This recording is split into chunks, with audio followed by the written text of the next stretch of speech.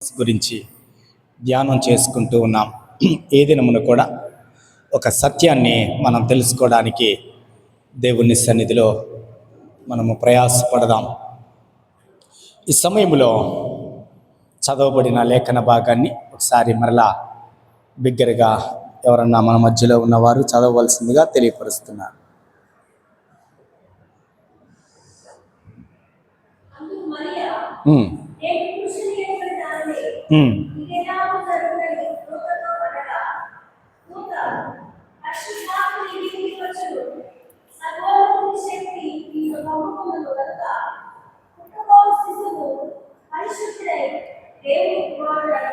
పుట్టబోవు శిశువు పరిశుద్ధుడై దేవుని కుమారుడు అనబడును. మీకందరికీ మొదటిగా క్రిస్మస్ శుభాకాంక్షలు తెలియపరుస్తూ ఉన్నాను. మీరందరూ కూడా చాలా సంతోషంగా ఉన్నారనిపిస్తూ ఉంది. కానీ మన సంఘం అయితే కొంచెం పలచగా ఉంది, పలచబడిపోయింది. టక్కని గత సంవత్సరం అన్నా ఎక్కువ మంది ఉండేవాళ్ళు. ఈ సంవత్సరం అందరు కలుసుకొని మాట్లాడుకొని వెళ్ళిపోయినట్టున్నారు అందరు కలిసి. అయితే పర్వాలేదు, ప్రభు కృపను బట్టి దేవుడు ఏర్పరచబడినటువంటి వారిని మాత్రమే ఆయన సన్నిధిలో ఉంచుతాడు. ఈ సమయంన ఒక 2-3 విషయాలు మనము లేఖన భాగంలోంచి ధ్యానం చేసుకుందాం. ఎందుకనంటే ఎక్కువ సమయాన్ని మీ దగ్గర తీసుకున్నా కానీ మీరు కొంతమంది ఈరోజు పండగ ఆనందం మీ ఫ్రెండ్స్ని కలవాలనో ఎవరినన్నా ఇన్వైట్ చేస్తుంటారు. అదే రీతిగా మనమందరం కూడా ఎక్కడో ప్లాన్ చేసుకొని ఉంటాం. ఆ ప్లానే లేకపోతే మంచిదే. బట్ ఏది ఏమైనా కానీ ఒక 3-4 వారాల గురించి మనము ఈ క్రిస్మస్ వర్తమానాలు వింటూ ఉన్నాం. అయితే ఈరోజు ఇంకొక మాట మీద మనము కొద్ది నిమిషాలు ధ్యానం చేసుకుందాం. ఏంటంటే ఆ మాట 34వ వచనము, అందుకు మరియా 35వ వచనం చూద్దాం. దూత పరిశుద్ధాత్మ నీ మీదకి వచ్చును, సర్వోన్నతుని శక్తి నిన్ను కమ్ముకొనును గనుక పుట్టబో శిశువు పరిశుద్ధుడై దేవుని కుమారుడు అనబడును. అయితే ఈ సమయంలో ఈరోజు మనము దేవుని కుమారుని గురించి మనం తెలుసుకోబోతూ ఉన్నాం. ఎవరు ఈ దేవుని కుమారుడు? అసలు దేవుని కుమారుడు అని ఈయనకి ఎలా వచ్చింది? బైబిల్లో వ్రాసేస్తే మనం చదివేశామా? అలాగనుకొని మనము ఫీల్ అయిపోతూ ఉన్నామా? కొన్ని లేఖన భాగాలు, రుజువులు మనం చూద్దాం దేవుని కుమారుని గురించి. అయితే దీనికి ముందుగా మనము ఆశ్చర్యకరుడు, ఆలోచనకర్త, బలవంతుడైన దేవుడు, నిత్యుడగు తండ్రి, సమాధానానికి అధిపతి, ఈ 5 మనం మాట్లాడుకున్నాం. అదే రీతిగా దీనికి ముందు కూడా దేవుని కుమారునికి ముందు కూడా పుట్టబో శిశువు పరిశుద్ధుడై పరిశుద్ధాత్మ నీ మీదకి వచ్చును, సర్వోన్నతుని శక్తి నిన్ను కమ్ముకును గనుక పుట్టబో శిశువు పరిశుద్ధుడు. ఈ పరిశుద్ధుడి గురించి కూడా మనము గత వారములో మనము ధ్యానం చేసేసుకున్నాం. అవునా? SPF వాళ్ళతోటి మనం ఉన్నప్పుడు అక్కడ మీరే, ఇక్కడ మీరే, ఈ ప్రాంతం అంతా మీరే సభ్యులు. కాబట్టి మనము చక్కగా తెలుసుకున్నాం. ఆయనలో ఉన్నటువంటి చాలా గుణాలను మనం తెలుసుకున్నాం. బైబిల్ గ్రంథములో ఆయన గురించి వ్రాయించి ఇచ్చినటువంటి ప్రతి మాట గురించి మనం తెలుసుకున్నాం. అవునా? తెలుసుకున్నామా లేదా? తెలుసుకున్నాం. ఇప్పుడు చివరిగా ఆయన దేవుని కుమారుడు అని చదువుకున్నాం కదా. ఈ దేవుని కుమారుని గురించి మనం చదువుకున్నది కరెక్టే కాదా? ఆయన క్రీస్తు అనగా ఆయనకి చాలా చాలా విషయాలు ఆయనలో దాచి ఉంచాడు దేవుడు. చాలా విషయాలు ఆయన ద్వారా దేవుడు బయలుపరిచాడు. చాలా విషయాలకు ఆయనను అధిపతిగా దేవుడు చేశాడు. కాబట్టి ఈరోజు దేవుని కుమారుని గురించి మనం తెలుసుకుందాం. 5 విషయాలు ప్రభుచితమైతే మీకు నేను తెలియపరచాలని, లేదా 6 విషయాలు తెలియపరచాలని ఆశపడుతూ ఉన్నాను. మొదటిది దేవుని కుమారుని గురించి మనం తెలుసుకుందాం. రెండవది మనుష్య కుమారుని గురించి కూడా మనం తెలుసుకుందాం. మూడవది ప్రభు అయిన యేసు గురించి కూడా మనం తెలుసుకుందాం. నాలుగవది మధ్యవర్తి అనేటువంటి దాని గురించి కూడా మనం తెలుసుకుందాం. ఐదవది దేవుని గొర్రెపిల్ల యేసు అనేది కూడా ఈ దినమున మనం తెలుసుకుందాం. ఆరవది క్రీస్తు రాయి అనేది కూడా మనం తెలుసుకుందాం. మరలా చెప్పనా? దేవుని కుమారుడు, మనుష్య కుమారుడు, ప్రభు అయిన యేసు మధ్యవర్తి, యేసు దేవుని గొర్రెపిల్ల, క్రీస్తు రాయి. ఈ 6 విషయాల గురించి నేను ఒక హాఫ్ అన్ అవర్లో మీకు నేను తెలియపరచాలని ఆశపడుతున్నాను. ఎక్కువ రెఫరెన్స్లు ఇస్తాను, మీరు ఇంటికి వెళ్ళి వాటిని క్షుణ్ణంగా పరీక్షించండి, పరిశీలన చేయండి. ఎందుకనంటే ఇక్కడ మనము దేవుని కుమారుని గురించి తెలుసుకున్నాం కదా. ఆ దేవుని కుమారుని గురించి లేఖన భాగాలు ఏమని మనకు తెలియపరుస్తున్నాయి, లేఖన భాగాల్లో ఏమని వ్రాయబడి ఉన్నది దేవుని కుమారుని గురించి, వాటిని మనము తెలుసుకుందాం. మొదటిగా దేవుని కుమారుని గురించి చక్కగా నేను రెఫరెన్స్ ఇస్తాను, దయచేసి నోట్ చేసుకోండి. మత్తయి సువార్త 2వ అధ్యాయము 15వ వచనము, లూకా సువార్త ఇప్పుడు మనం చదువుకున్నటువంటి లేఖన భాగము 1వ అధ్యాయము 34, 35 వచనాల్లో దూత ద్వారా దేవుడు మరియకు, యోసేపుకు ఈ మాటను తెలియపరిచాడు. ఏమనంటే, ఈయన ఎవరో కాదు, మీ గర్భములో పుట్టేవాడు పరిశుద్ధాత్ముడు అనగా దేవుని కుమారుడు అనగా నేనే దేవుణ్ణి మీ గర్భములో ఉద్భవించబోతూ ఉన్నాను అని చాలా స్పష్టంగా మాట్లాడాడు. 2వ విషయాన్ని చూద్దాం. మత్తయి సువార్త 3వ అధ్యాయము 17వ వచనములో మరియకు, యోసేపుకు, దూతకు ఈ ముగ్గురికి దేవుడు తెలియపరిచి ఇచ్చినటువంటి మాటను ఇప్పుడు ఆకాశముల నుంచి దేవుడు చాలా స్పష్టంగా ఆ ప్రాంతములో ఉన్న వారితో మాట్లాడుతూ ఉన్నాడు. చూద్దామా? ఆ లేఖన భాగాన్ని చదవద్దు దయచేసి, చూద్దాం. ఏంటంటే ఆ లూకా సువార్త 3వ అధ్యాయము 22వ వచనము కూడా దీనికి జోడించండి. మత్తయి సువార్త 3:17, లూకా 3:22. ఏముంది అక్కడ అంటే, యేసుక్రీస్తు ప్రభువారు పరిచర్యకు వచ్చేటప్పుడు బాప్తిస్మం తీసుకునేటప్పుడు ఆ యోహాన్ గారు బాప్తిస్మం ఇస్తూ ఉన్నాడు. అయితే ఇప్పుడు ఆకాశము తెరవబడింది, పరిశుద్ధాత్మ పావురం వలె ఆయన మీదకి దిగి వచ్చింది. ఆకాశములో నుంచి ఒక స్వరము అక్కడ ఉన్నటువంటి వారితో మాట్లాడుతుంది. ఏమని మాట్లాడుతుందమ్మా? చదువుతారా తీస్తే? ఆ ఆ ఆ ఆ ఆ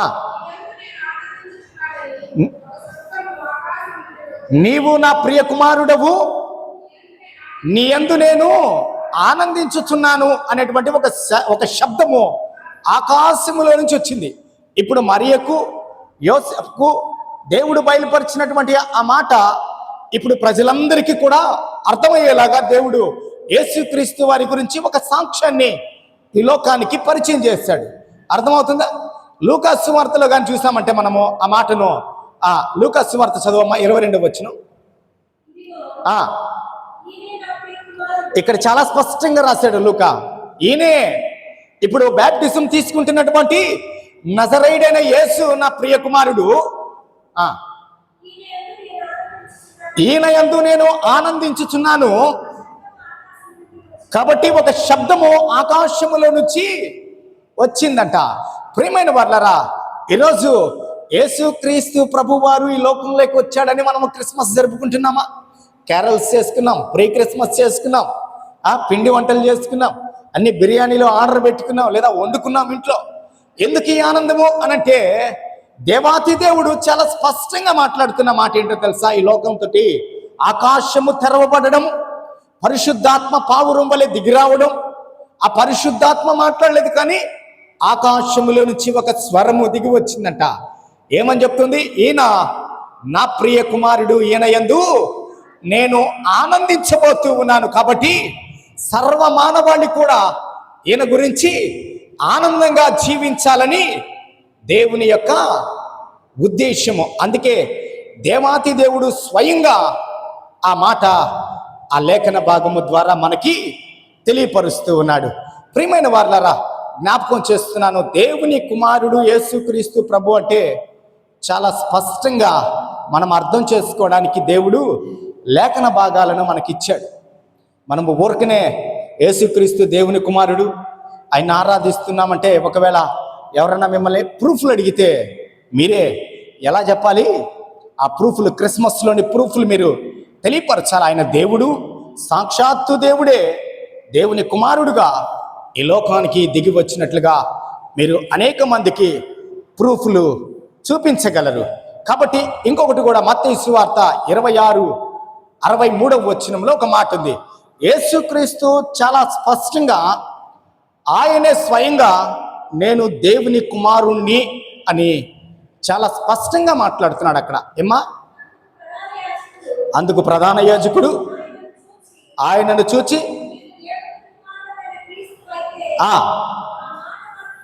నీవు దేవుని కుమారుడవైన క్రీస్తువైతే ఆ మాట మొత్తం చెప్పు,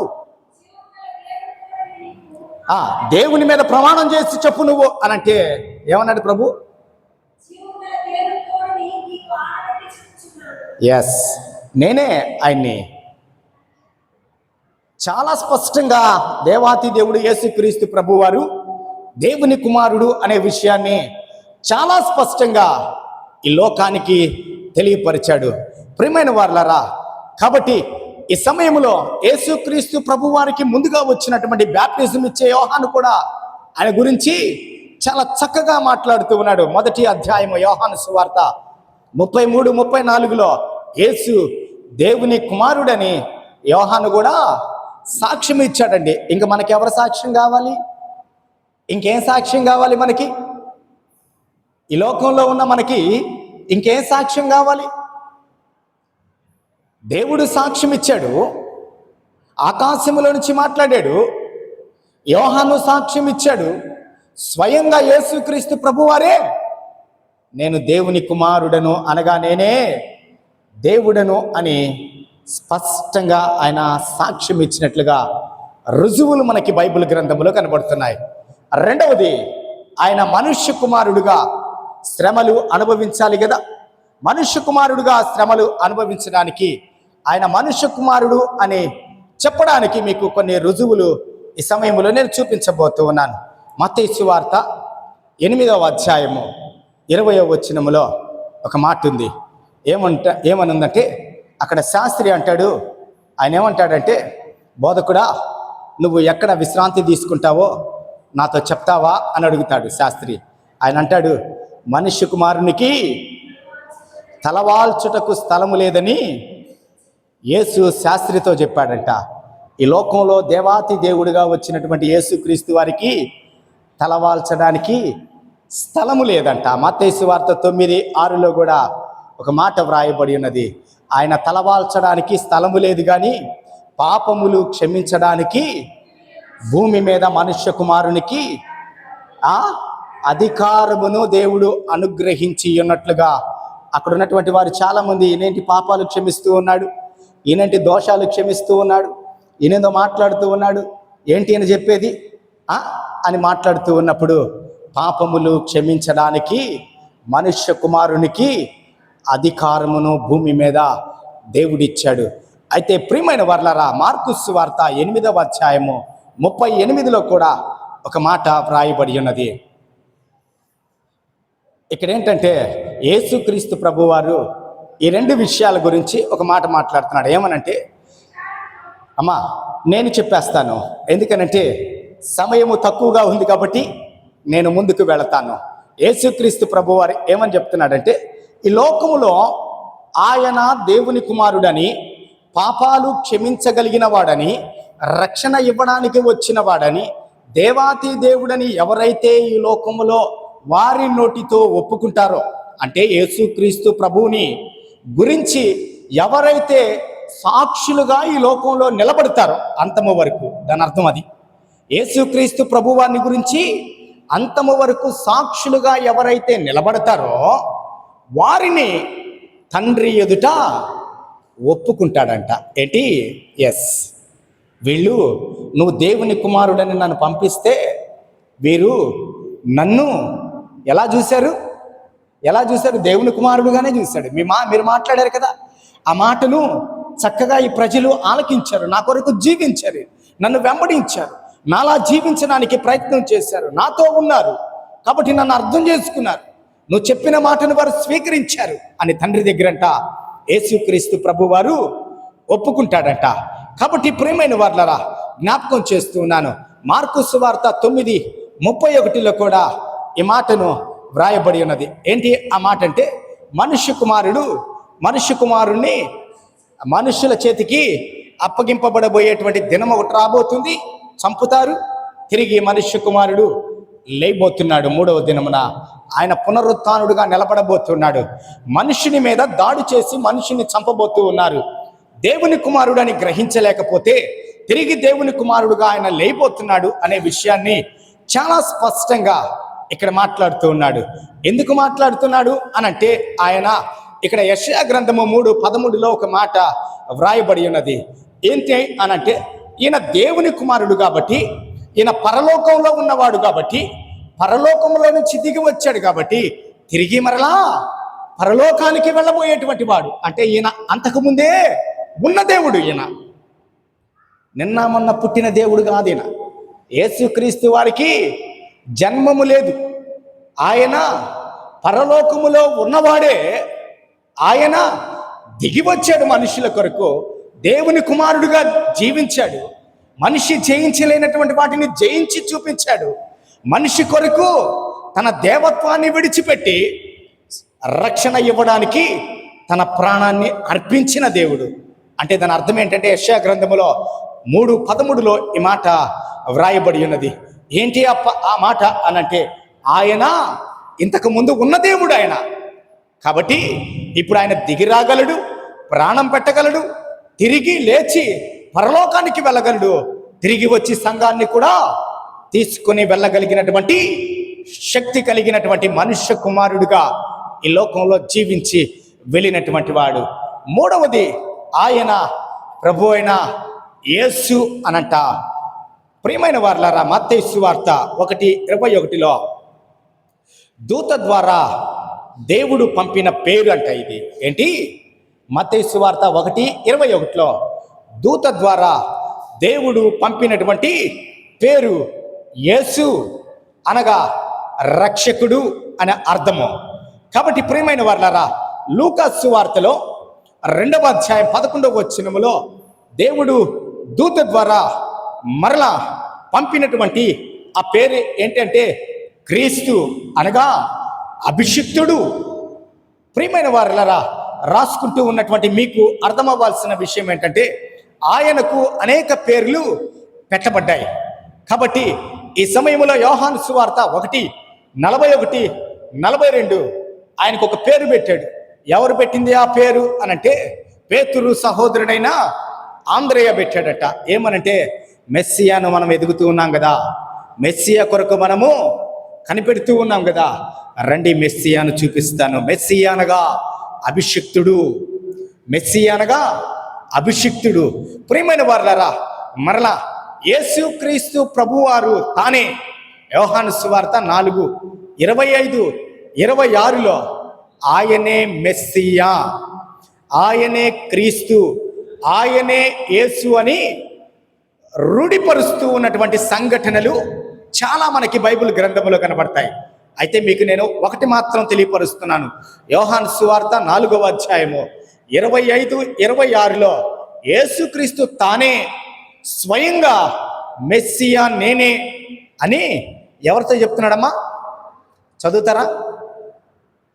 పాపములు క్షమించడానికి, మాకు రక్షణ ఇవ్వడానికి, మాకు మంచి జీవితాన్ని ప్రసాదించడానికి ఒక ఆయన కొరకు ఎదురు చూస్తున్నామయ్యా అంటదామె.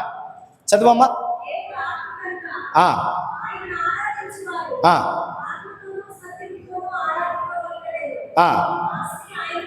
ఆ స్త్రీ ఆయనతో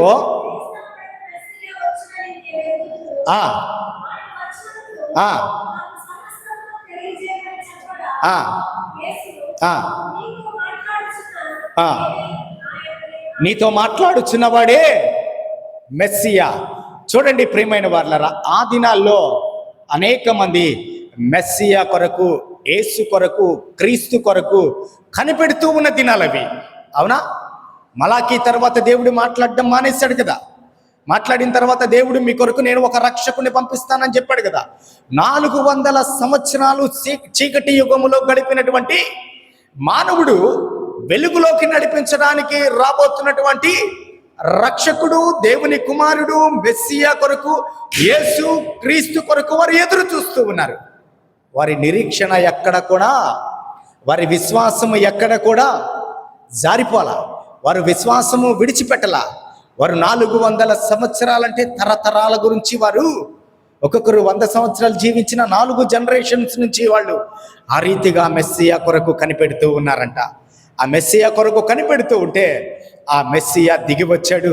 ఆ మెస్సియా తానే అని యేసుక్రీస్తు ప్రభు వారు రుజువుపరుచుకున్నాడు. జ్ఞాపకం చేస్తున్నాను, బైబిల్లో ఈ దినమున క్రైస్తవుల్లో కూడా చాలా మందికి రుజువులు కావాల్సి వచ్చాయి. ఈ దినమున యేసుక్రీస్తు దేవుడు కాదంటాడు ఒకడు, యేసుక్రీస్తు అన్యులు మాట్లాడుతున్నారు, క్రైస్తవులు మాట్లాడుతున్నారు. కానీ యేసుక్రీస్తు తనను తాను దేవుడుగా, చాలా స్పష్టంగా దేవుని కుమారుడుగా, పరిశుద్ధ ఆత్మ రూపంలో ఈ భూమి మీదకి దిగి వచ్చిన సర్వోన్నతుడుగా ఆయన తనను తాను పరిచయం చేసుకుంటూ ఉన్నాడు. కాబట్టి ప్రియమైన వారలారా, ఇంకొక మాటను మీకు నేను ప్రూఫ్లు చూపిస్తూ ఉన్నాను. ఈ దినమున అపోస్తుల కార్యములు 5:42లో వారు మాట్లాడుతున్న మాట ఏంటంటే, శిష్యులు అపోస్తులు ఏం చేస్తున్నారో తెలుసా? యేసు క్రీస్తుని మెస్సియాని దేవాలయములో ఇంటింట సువార్తను ప్రకటిస్తూ ఉన్నారంట. సువార్త ప్రారంభమైపోయింది. యేసుక్రీస్తు ప్రభు వారు వచ్చారు, తాను మెస్సియాని చూపించారు. తానే లోకరక్షకుడు, తానే దేవుని కుమారుడు, తానే దేవుణ్ణి, తానే పాపాలు క్షమించడానికి అధికారము కలిగిన వాడును, తన మీద మాత్రమే దేవుడు ఈ బాధ్యతను ఉంచాడని ఆయన రుజువుపరుచుకొని వెళ్ళిపోయిన తర్వాత అపోస్తలులు, శిష్యులు ఏం చేశారండి? ఇప్పుడు లోకానికి చాటిస్తూ ఉన్నారంట. ఈ దినమున మనం ఎలా ఉన్నామండి? ఈ దినమున మనం ఎలా ఉన్నాం? పండగంటే ఎవరిని పిలవం మనం. పండగంటే ఎవరిని పిలవాలి? అనేకులకు క్రీస్తు గురించి ప్రకటించాలి. చర్చికి రమ్మని చెప్పాలి, ఇంటికి రమ్మని చెప్పాలి. అనేక మంది అన్యులకు క్రీస్తు ఎవరో మనం పరిచయం చేయాలి. ఆ దినాల్లో అపోస్తలులు, ఆ దినాల్లో శిష్యులు ఆయన క్రీస్తుని గ్రహించారు, దేవుని కుమారుడని గ్రహించాడు, యేసు అని గ్రహించారు, మెస్సియా అని గ్రహించారు. ఇంకా వారు గ్రహించిన తర్వాత ప్రజలందరితో మాట్లాడుతూ ఉన్నారు, వారికి సువార్త ప్రకటిస్తున్నారు. మనం ఎదురు చూస్తున్నటువంటి మెస్సియా వచ్చాడు, ఆయన లోకానికి రక్షణ ఇచ్చాడు, ఆయన తిరిగి వెళ్ళిపోయాడు. కాబట్టి ఆయన నామమందు విశ్వాసము కలిగి మనము జీవించాలని అనేకులకు ప్రకటిస్తూ ఉన్నారంట. మనమైతే క్రిస్మస్ దినాన ఎవరిని కూడా సువార్త ప్రకటించడానికి ఇష్టపడం. క్రిస్మస్ దినాన మనం ఎవరిని కూడా దేవుని సన్నిధికి పిలవడానికి ఇష్టపడం. మనకే సమయం సరిపోదు. ఉదయం లేస్తే గబగబా రెడీ అయిపోతాం, గబగబా ముందుకు వెళతాం, గబగబా రెడీ అయిపోయి దేవుని సన్నిధికి రావాలని ఆశపడుతూ ఉంటాం. అయితే దేవుని వాక్యము సెలవిస్తుంది, మెస్సియాని కనుగొన్న తర్వాత ఆమె ఏం చేసింది? సమరయ స్త్రీ ఊర్లోకి పరిగెత్తుకుంటా వెళ్ళింది. నేను మెస్సియాను కనుగొన్నాను, కాబట్టి మీరందరూ కూడా వచ్చి మెస్సియాని చూడండి. కాబట్టి అపోస్తులు మెస్సియాని కనుగొన్న తర్వాత దేవాలయంలో బోధించారు. ఈ క్రిస్మస్ దినమున మనం ఒక మంచి నిర్ణయం తీసుకోవాలి. ఆ మెస్సియాని కలుసుకున్నాం కదా, ఆ మెస్సియా దేవుని కుమారుడని తెలుసుకున్నాం కదా, ఆ మెస్సియా లోకరక్షకుడని తెలుసుకున్నాం కదా, ఆ మెస్సియాలో ఉన్న శక్తిని తెలుసుకున్నాం కదా, పాపములు క్షమించడానికి మెస్సియాకున్న అధికారాన్ని మనము తెలుసుకున్నాం కదా. ఇప్పుడు మనం చేయాల్సిన పని ఏంటి? గమ్ము కూర్చొని ఉండడమే. క్రిస్మస్ అయిపోయింది, సాయంత్రం వరకు చక్కగా భోంచేసుకొని చేసుకున్న పదార్థాలు తినేసి సంతోషంగా రెస్ట్ తీసుకోవాలి. రేపటి నుంచి యథావిధిగా కానీ ఆ క్రీస్తు గురించి మనం ప్రకటించాలి. క్రిస్మస్ దినాన్ని ఒక మంచి నిర్ణయము, తీర్మానం ఈ దినమున మనం తీసుకోవాలి. ప్రియమైన వారలారా, 5వ విషయాన్ని మీకు నేను 4వ విషయాన్ని మీకు నేను తెలియపరచాలని ఆశపడుతూ ఉన్నాను ఈ సమయంలో. ఏంటి ఈ మాట అంటే, ఆయన మధ్యవర్తి అంట. ఎవరైనా మధ్యవర్తి అంట. 1 తిమోతి పత్రిక 2వ అధ్యాయము 5 నుంచి 7 వరకు. ఎవరు ఆయన అంటే, మనిషికి దేవునికి మధ్యవర్తి అంట. ఎవరు? ఈయన పేరు యేసుక్రీస్తు అంట. ఈయన ఎందుకు వచ్చాడు? మనిషి పాపము చేసి దేవునితో సంబంధము కోల్పోయిన తర్వాత మనిషి ఏమైపోయాడు? విడిచిపెట్టబడ్డాడు. దేవుడు తన ప్రియ కుమారుని ద్వారా ఒక మధ్యవర్తిత్వాన్ని దేవుడు నెరపాడంట. ఆ మధ్యవర్తి ఎవరు అనంటే యేసుక్రీస్తు ప్రభువారు. ఇప్పుడు మానవుని పాపములు క్షమించబడ్డాయి. ఇప్పుడు మధ్యవర్తి ద్వారా దేవునితో మానవునికి సమాధానము కలిగింది. హెబ్రీ పత్రిక 7వ అధ్యాయము 24-25 వచనములో ఏమని మాట్లాడుతూ ఉన్నాడంటే, ఈ భక్తుడు మాట్లాడుతున్న మాట చదువుదామా. హెబ్రీ పత్రిక 27వ అధ్యాయము 24-25 వచనం చూద్దామా. ఈయన హెబ్రీ పత్రిక గట్టిగా, ఈయన నిరంతరము ఉన్నవాడు గనుక మార్పులేని యాజకత్వము కలిగిన వాడు. ఎవరైనా? ప్రభు అయిన యేసుక్రీస్తు ప్రభువారు. ఈయన మధ్యవర్తి అంట, ఈయన యాజకుడంట. ఈ యాజకుడు ఏమయ్యాడు? ఇప్పుడు మధ్యవర్తిగా నిలబడ్డాడంట. ఎవరైతే యేసుక్రీస్తు నామమున నిలబడుతూ ఉన్నారో, ఎవరైతే యేసుక్రీస్తు నామమును ధరించుకున్నారో, ఎవరైతే యేసుక్రీస్తు ప్రభువారిని అంగీకరించారో వారికి దేవునితో సమాధానము ఇవ్వడానికి దిగి వచ్చినటువంటి ప్రధాన యాజకుడంట యేసుక్రీస్తు ప్రభువారు. ఆయనకి ఇంకో పేరుంది, మధ్యవర్తి అంట. మనం ప్రార్థన చేసేటప్పుడు ఏం చేస్తామండి? యేసుక్రీస్తు నామమున అడుగుతున్నాము తండ్రి, ఆమేన్. ప్రతిదీ యేసుక్రీస్తు నామమున దేవుడు అవును ఆమెనని మన విషయాల్లో జరిగిస్తూ ఉన్నాడు. 5వ విషయాన్ని మీకు నేను తెలియపరచాలని ఆశపడుతూ ఉన్నాను. 5వ విషయము, యేసు దేవుని గొర్రె పిల్లంట. యోహాను 1:29-36 వచనాలు ఒకసారి చదవగలరా? ఎవరు ఈయనని యోహాను స్టేట్మెంట్ ఇస్తూ ఉన్నాడంటే, ఏమని స్టేట్మెంట్ ఇస్తూ ఉన్నాడు యోహాను? చూడండి అమ్మా, యోహాను సువార్త 1:29-36.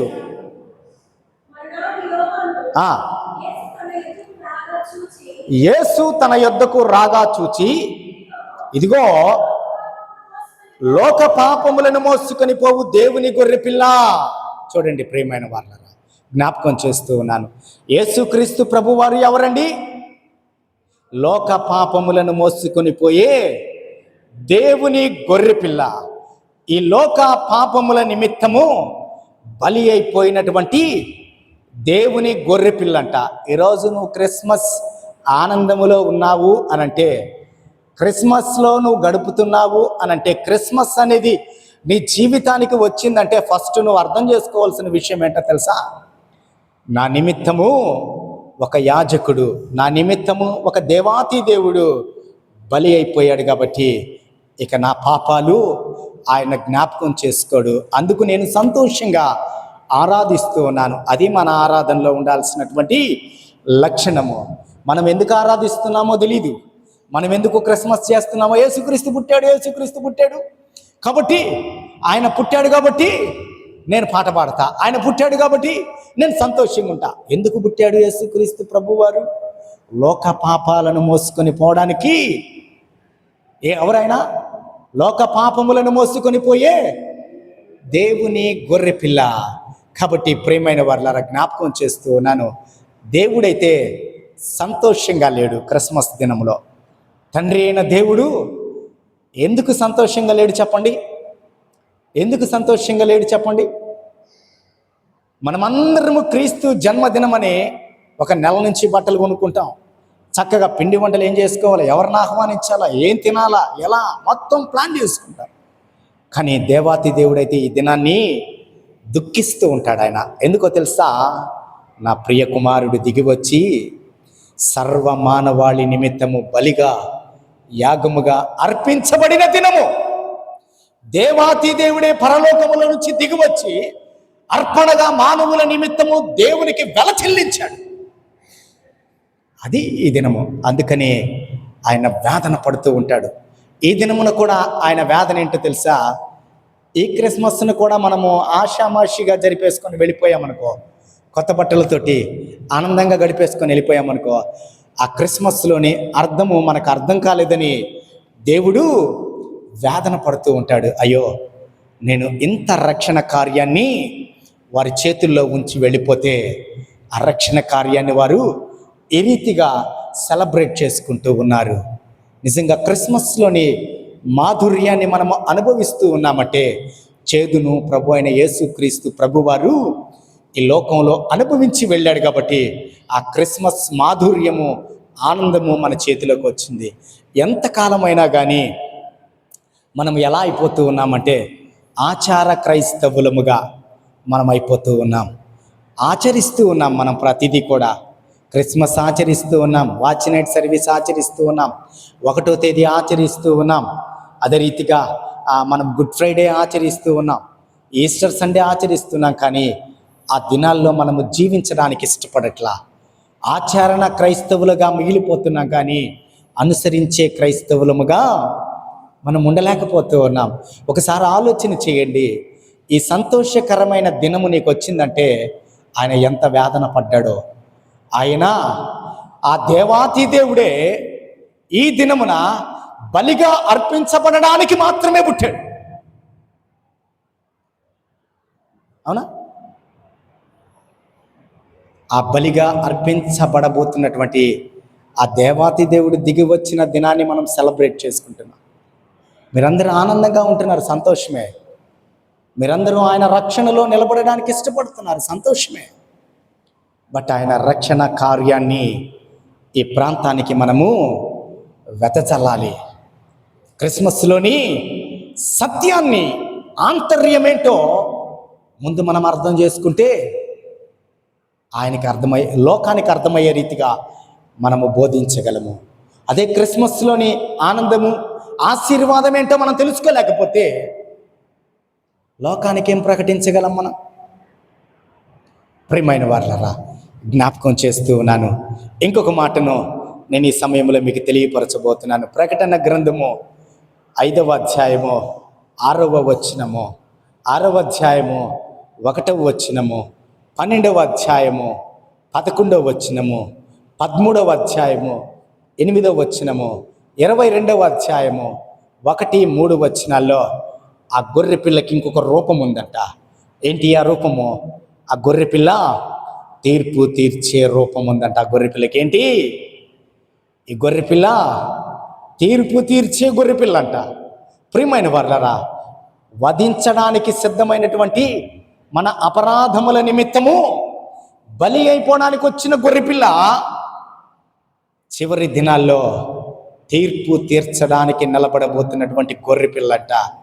నిన్ను ఆషామాషిగా విడిచిపెట్టేస్తాడనుకుంటున్నావేమో. క్రిస్మస్ ఘనంగా ఆచరించేస్తే ఆయన విడిచిపెట్టేస్తాడేమో అనుకుంటున్నావేమో. తీర్పులోకి రావాల్సిందే. ఆ రక్షణ కార్యాన్ని నిర్లక్ష్యం చేస్తే తీర్పు తప్పదు. చాలా స్పష్టంగా దేవుని వాక్యము మనతో మాట్లాడుతూ ఉంది. ఏదో మనము సంఘం విషయంలో అలా అనుకుంటూ ఉన్నామేమో. చాలా కాలం నుంచి ఇలా బోధకులు బోధిస్తూ ఉన్నారు, మేము వింటూ ఉన్నాం, చాలా చూసాం, చాలా మందిని చూసాం, ఇలా చెప్తూనే ఉన్నారు, కానీ అది జరిగింది లేదు, పాడు లేదు అని అనుకుంటూ ఉన్నారేమో. జాగ్రత్త కలిగి మనము జీవించాలి. ఆయన లోక పాపములను మోసుకొని పోయే దేవుని గొర్రెపిల్ల మోసుకొని వెళ్ళాడు, వధించబడ్డాడు, రక్షణ కార్యాన్ని నీ ముందు సిద్ధపరిచి ఉంచాడు. ఇంకా ఆ రక్షణ కార్యాన్ని నువ్వు అందుకోకపోతే, ఆ రక్షణ కార్యము గురించి నువ్వు ప్రకటించకపోతే, ఆ రక్షణ కలిగి నువ్వు జీవించకపోతే నెక్స్ట్ నీ పరిస్థితి ఏంటో తెలుసా? తీర్పులో నిలబడాలి. జాగ్రత్త. చచ్చినోడు తక్కిడో బిక్కిడో అని చాలామంది అనుకుంటూ ఉంటారు. చచ్చినోడు తక్కిడో బిక్కిడో అనుకుంటూ ఉంటారు. ప్రతి క్రైస్తవుడు పునరుత్థాన దినమున దేవునితో లేపబడతాడు. ఆ నిరీక్షణ క్రైస్తవునికి దేవుడిచ్చాడు. తీర్పులో మనము నిలబడకూడదని అనేక మార్లు ఆయన మనల్ని హెచ్చరిస్తూనే ఉన్నాడు. మన జీవితము పాడైపోకూడదని, మనము దేవునికి దూరంగా జీవించకూడదని, మనము ఆచార క్రైస్తవులముగా మాత్రమే జీవిస్తూ అలాగే ఉండిపోకూడదని ఆయన దేవుడు అనేక మార్లు మనల్ని హెచ్చరిస్తూ ఉన్నాడు. ఒకసారి మనల్ని పరిశీలన చేసుకుందాం. మీ విజ్ఞతకి నేను విడిచిపెడుతూ ఉన్నాను ఈ మాటను. ఎందుకనంటే పాపాలను మోసుకొని పోయే దేవుని గొర్రెపిల్లగా వచ్చిన వాడు పాప విమోచన మనకి దయచేసి పరిశుద్ధతను, రక్షణను మనకు అనుగ్రహించాడు. నిరీక్షణ మనలో స్థాపించి వెళ్ళిన దేవుడు రేపటి దినమున ఆయన ఎలా చూడబోతున్నాం మనము అనంటే తీర్పు తీర్చే గొర్రె పిల్లగా. ఏంటి? తీర్పు తీర్చే మహా ఉగ్రతతో ఈ భూమి మీదకి రాబోతున్నటువంటి దేవుని గొర్రె పిల్లగా యేసుక్రీస్తు ప్రభు వారిని మనము చూడబోతూ ఉన్నాం. చివరిగా ఈ మాటను నేను మీకు తెలియపరిచి వాక్యాన్ని ముగించబోతూ ఉన్నాను. క్రీస్తు రాయే అనంట. ఏంటి? క్రీస్తు రాయి అనంట. మొదటిగా ఈ మాటను మీకు నేను తెలియపరుస్తూ ఉన్నాను.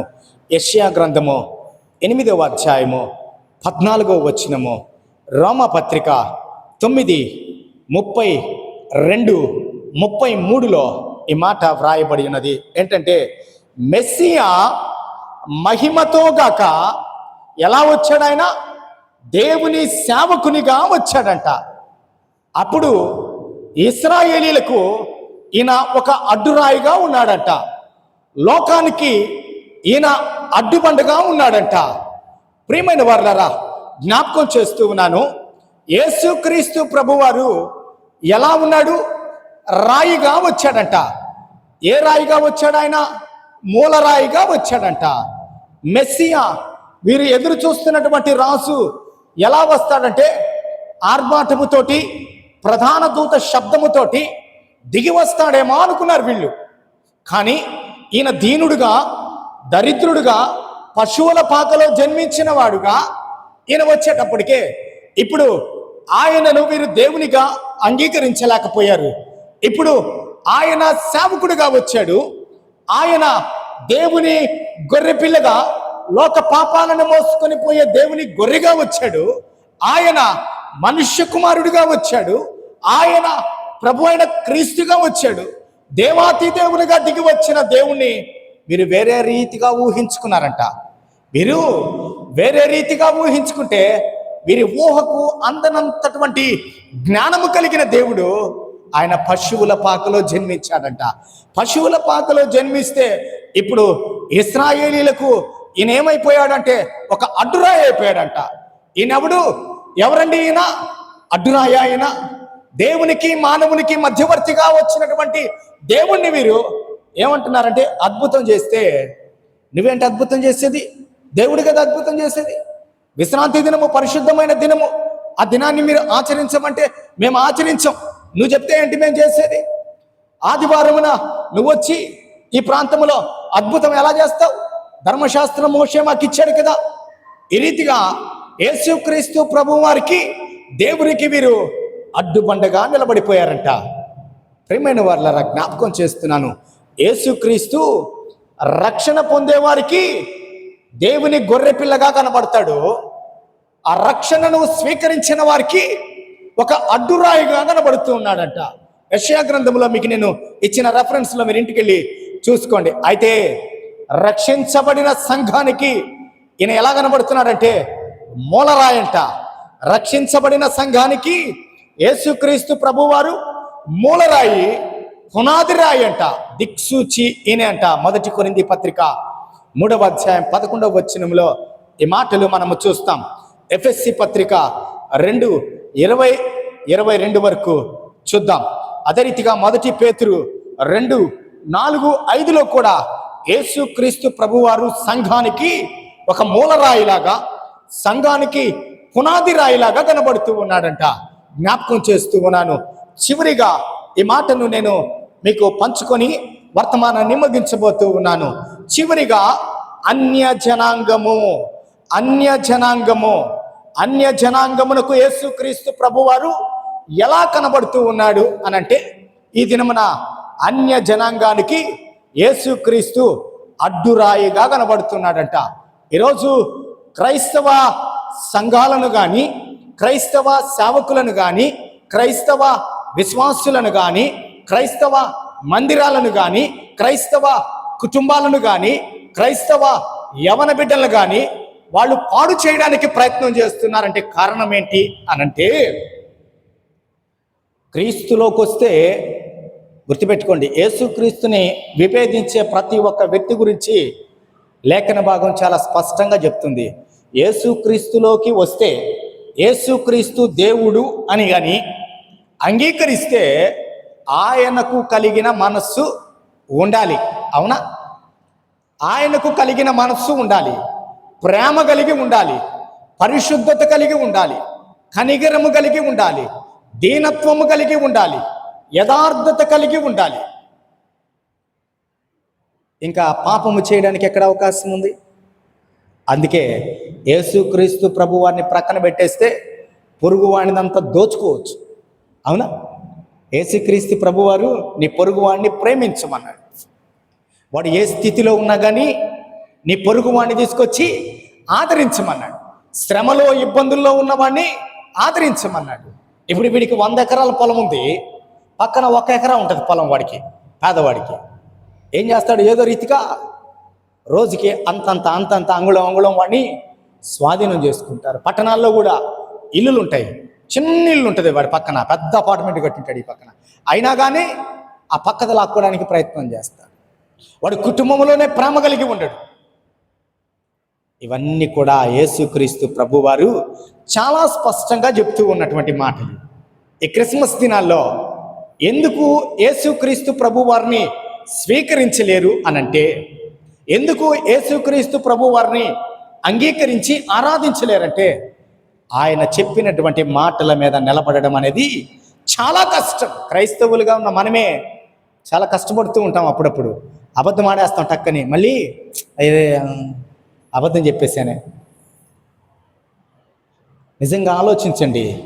అందుకే యేసుక్రీస్తు ప్రభువారు అన్య జనాంగమునకు చాలా స్పష్టంగా దానియేలు 2:34, ప్రకటన 16:19 ఆయన ఈ రాయి అన్య జనాంగములకు తుత్తినీయులు చేసే రాయంట, అంటే నాశనం చేసే రాయంట. ఎప్పుడు అనంటే యేసుక్రీస్తు ప్రభువారి 2వ రాకడ సమయములో. జ్ఞాపకం చేస్తూ ఉన్నాను ప్రియమైన వారలారా. ఈ సమయంలో మనము ఆయనలో ఉన్నటువంటి క్వాలిటీస్ అన్నీ కూడా మనము చూస్తూ వచ్చాం. ఈ సంవత్సరం క్రిస్మస్ దినాల్లో ఆయన ఆశ్చర్యకరుడు, ఆలోచనకర్త, బలవంతుడైన దేవుడు, నిత్యుడగు తండ్రి, సమాధానానికి అధిపతి. 5 విషయాలు మనం చూసాం. ఆయన పరిశుద్ధత ఎలాంటిదో కూడా చూసాం. ఇప్పుడు ఆయన దేవత్వాన్ని ఈ దినమున మనము చూస్తూ ఉన్నాం. అయితే 2 విషయాలు ఈ దినమున నేను మీతో మాట్లాడాలని ఆశపడుతూ ఉన్నాను. మొదటిది ఏంటి అనంటే, ఆయన తీర్పు తీర్చే గొర్రె పిల్లగా రాబోతున్నాడు. ఆయన తీర్పు తీర్చే గొర్రె పిల్లగా రాబోతున్నాడు. అన్య జనాంగాన్ని తుత్తునీయలు చేసేటువంటి రాయిగా తిరిగి మరలా రాబోతున్నాడు.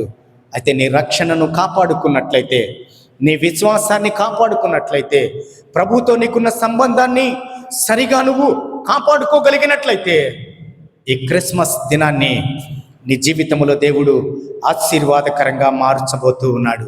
ఈ క్రిస్మస్ దినాన్ని దేవుడు నీ జీవితంలో ఆశీర్వాదకరంగా ఉంచబోతూ ఉన్నాడు. ప్రియమైన వాళ్ళరా, జ్ఞాపకం చేస్తున్నాను. అన్యులు పండగలు చేసుకుంటున్నారు, మనము చేసుకుంటున్నాం. అన్యులు మంచి మంచి డ్రెస్సులు వేసుకుంటున్నారు, మనము వేసుకుంటున్నాం. అన్యులు చర్చికి, టెంపుల్కి వెళ్తున్నారు, మనము ఆరాధనకు వస్తున్నాం. ఉపయోగం ఏంటి? వారికి తెలియకనే వారు విగ్రహాలను ఆరాధిస్తున్నారు. నీకు తెలిసి కూడా జీవము కలిగిన దేవునికి నీవు లోబడి ఉండట్లేదు. నీవు లోబడినట్లయితే ఆయన మహిమను, నువ్వు లోబడినట్లయితే ఆయనలో ఉన్నటువంటి గొప్ప గుణాలను నువ్వు కలిగి జీవించగలవు. ఈ క్రిస్మస్ దినాల్లో ఈ 6 గుణాలు దేవుడు మనతో పంచుకుంటూ ఉన్నాడు. ఆయన దేవాతి దేవుడైనటువంటి దేవుని కుమారుడంట.